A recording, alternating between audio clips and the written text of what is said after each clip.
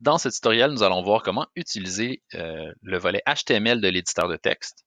Pour y arriver, je vais modifier une section et dans mon résumé, je vais cliquer sur les fonctions avancées, boutons avancés et choisir l'éditeur HTML.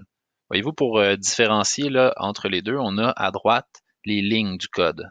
Donc comme ça, je sais que je suis dans mon éditeur HTML parce que si j'écris bonjour ici, si je vais dans mon éditeur HTML, voyez-vous, j'ai mon texte en première ligne, mais j'ai aussi d'autres éléments là, qui sont là. Donc là, pour l'instant, je vais effacer ça. À quoi ça peut bien servir? Bien, on peut venir ici puis insérer de l'intégration par iframe. Donc, en gros, on va aller dans YouTube, c'est un bon exemple. Quand je viens partager une vidéo YouTube, au lieu d'utiliser le lien, je peux utiliser intégrer. Je vais pouvoir copier ce texte et je vais le coller ici. Donc là, ça montre le code HTML pour l'intégration de la vidéo. Donc, ça va puiser une vidéo dans YouTube, puis si j'enregistre les changements, disons que je ferme ça, voyez-vous, ça la met tout de suite. Tantôt, on avait un lien dans l'autre, mais là, on a vraiment l'intégration HTML. Donc, si j'enregistre sur ma page d'accueil, voyez-vous, j'ai ma vidéo. Puis, on peut changer les paramètres de cette vidéo-là. J'ai juste à ouvrir le code HTML. Puis, par exemple, la grandeur, là, qui est ici. Donc, moi, j'aime bien utiliser un petit peu plus grand, donc 1024 par 768.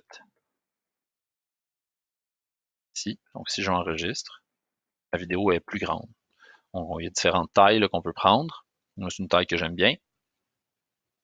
Également, si je retourne dans mon éditeur HTML, il y a d'autres choses que je peux intégrer en iframe comme ça. Très souvent, quand on est dans une application, on peut voir si dans le partager, on peut utiliser l'intégration, le embedded, comme on dit en anglais. Donc, ça va être comme ça qu'on va y arriver. Donc, je clique sur mon bouton HTML, je fais une ligne, je suis dans l'éditeur HTML parce que je vois mes lignes de code.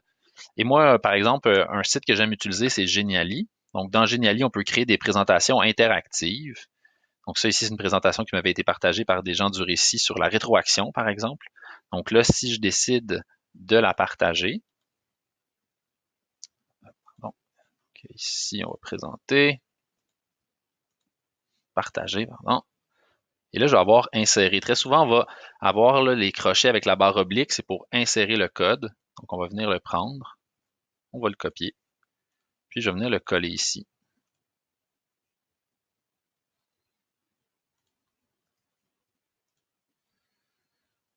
Et là, je me retrouve avec mon activité interactive dans Moodle, intégrée directement. Donc là, je peux naviguer, je suis dans Moodle, mais je suis dans mon activité interactive. Donc là, ça peut devenir intéressant si on crée du contenu extérieur, qu'on ne veut pas nécessairement que ce soit une activité en tant que telle. On pourrait, vous allez voir, l'intégrer ailleurs, là, mais c'est vraiment la puissance de l'éditeur HTML. Et aussi, quelqu'un qui serait bon en code, moi je ne suis pas programmeur, mais dans le code HTML, on peut vraiment programmer tout ce qu'on veut. Là. On peut ajouter des bannières, des couleurs. Donc, si on est bon en code HTML, on peut vraiment venir pousser très, très loin ça ici. C'est d'ailleurs ce que le service du récit FAD a fait.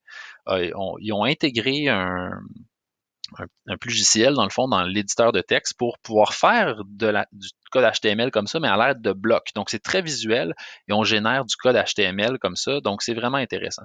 Donc, je vous dirais pour vous, pour votre utilisation plus de base de Moodle, mais c'est vraiment de savoir que vous pouvez, à partir d'une vidéo YouTube, l'intégrer directement en copiant le lien d'intégration, dans Partager, Intégrer, ou d'intégrer dans n'importe quelle page, en fait, des activités qui permettent l'intégration HTML. Ici, j'ai utilisé Genially. Puis là, bien, je me retrouve avec une page où, dans ma page Moodle, bien, j'ai une vidéo puis j'ai de l'interaction. Donc, souvent, on reproche à Moodle de ne pas être visuel ou interactif. Bien là, on a quand même quelque chose avec des possibilités qui sont un peu plus intéressantes. Donc, voilà pour ce qui est de l'éditeur HTML qui, honnêtement, a vraiment des fonctions beaucoup plus avancées que je ne maîtrise pas parce que je ne suis pas programmeur, mais on a vraiment ici l'option de faire quelque chose d'intéressant.